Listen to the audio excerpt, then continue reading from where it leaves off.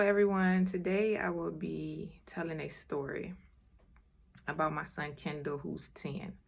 He has special needs, and I'm going to start off with the pregnancy part of it. Start off from the very beginning, the things that I endured, the things that I didn't know anything about, signs to look out for, and this may help someone else.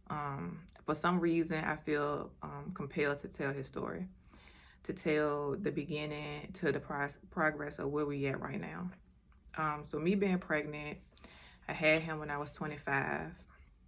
I had just joined the military. I was out there by myself. The kid, his dad, traveled back and forth from, at the time I was stationed in Oklahoma, from Oklahoma back to Virginia, which is our hometown. But in the midst of me getting pregnant, I was severely sick. When I say sick, I mean severely sick.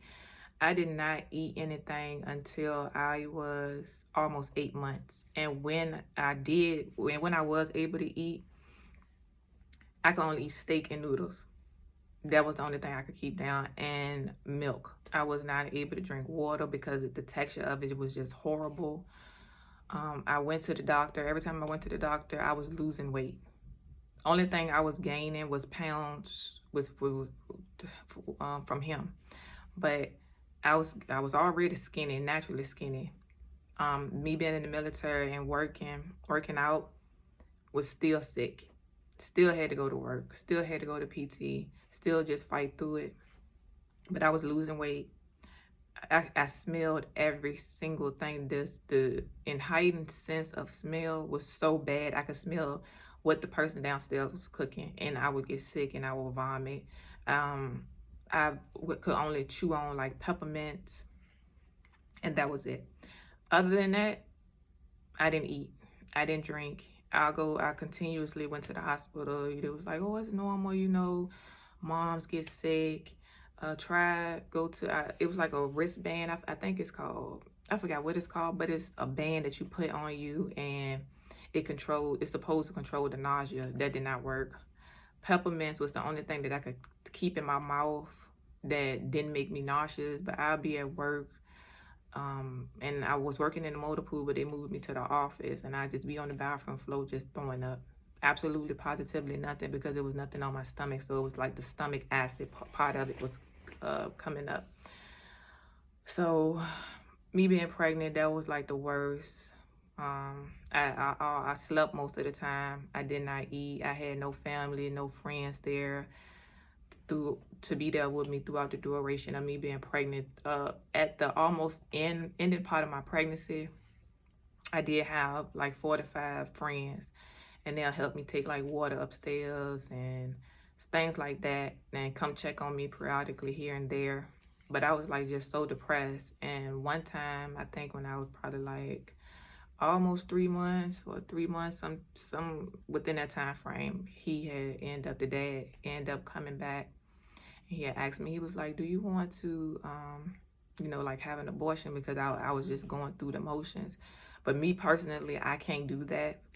And then you having a child, you're not thinking like, at the time, of course, I didn't think that anything was wrong, because me going to my hospital visits, they were saying everything was normal. He was growing. He was a little small, but I was small in stature, so it was normal.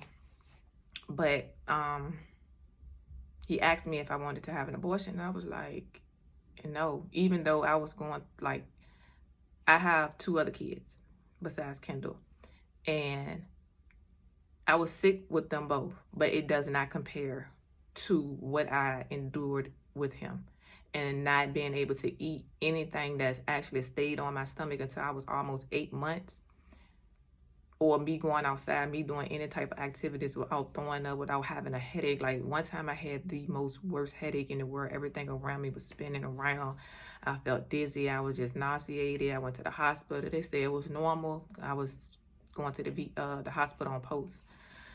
But they said it was normal. So me being young, me not having no one there like for support, or not understanding like pregnancy itself, I was just taking it, and I was just thinking, oh, you can be stronger than this. You stronger than this. You can get through it. Today is not tomorrow. You'll get better, whatever. So I just fought through everything. But he asked me that, and I was just like, no. he said, okay, whatever the case may be, and moved forward to the day that I actually had him. I was in labor for 3 days. The first day I went to the hospital, they was like, oh no, you're not, you haven't dilated any, go back home, it's okay, you're just having Braxton Hicks. I was like, okay. But it was like every 5 to 6 minutes I was having contractions. I couldn't sleep, and I had just been able to get my energy back and just be able to like actually eat something and like start to live like a normal pregnant life. But the first day I went there, they was like, oh no, you haven't contracted, it's okay. His due date wasn't supposed to be until the end of September, but I ended up having him the middle of September because he was supposed to be a Libra, not a Virgo. But they was like, you're not nowhere, you're not near your due date. You're not dilated, the baby is not in stress, go home, whatever the case may be. So I was like, oh my goodness. So I just sucked it up. The second day, it got worse. I was like, oh my goodness, I have to be. Me reading up online and, reading the symptoms and the signs of it, I was like, what's going on? So I went back to the hospital on post, and they said the same thing, the same exact thing. And by that time, I was so much in pain, and I was so irritated. I was like, oh no, no. I cannot. So by that time, like me as a person, when I get upset, everything around me doesn't matter. I don't care about me going to work, because me being in the military, I had to report. I had to go to formation. I could not go, or of course I'd be in trouble. But at that point, I was in so much pain, I didn't care. I didn't care about my phone.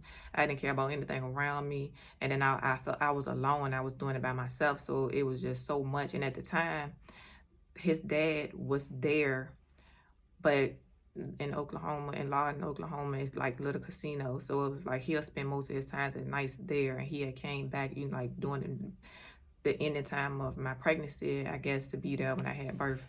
But he was at the casino, so I had to drive myself to the hospital. And the last day, he was at the casino again at night, and it was like so uncomfortable. I was just sitting in it was like a square hamper, like back in the day when you had those hampers and you just pick them up and put your clothes in, those types. And I just, for some reason, I felt the need to just sit in there, because I felt like it was just too much going on. So I just wanted to constrict myself.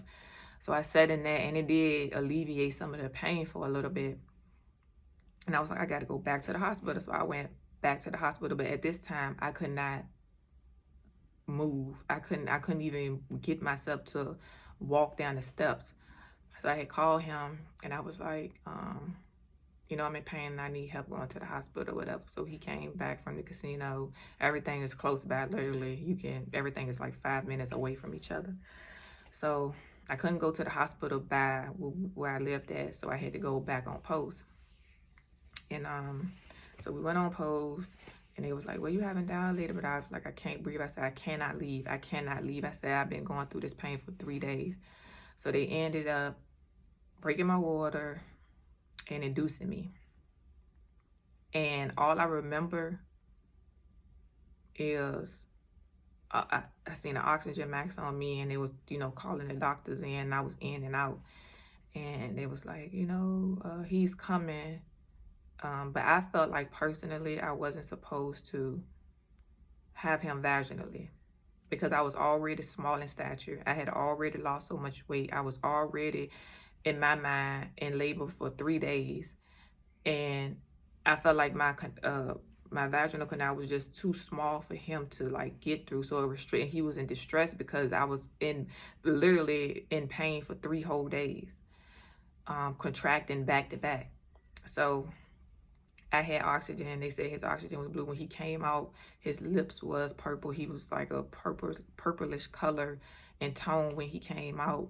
And the dad ended up leaving, doing whatever he was doing. I don't know, because at that time I didn't care about what he was doing, what he wasn't doing, if he was there, if he wasn't there, I didn't care. So I I was just like, is he okay? You know, is he okay? And they was like, yes, he's okay.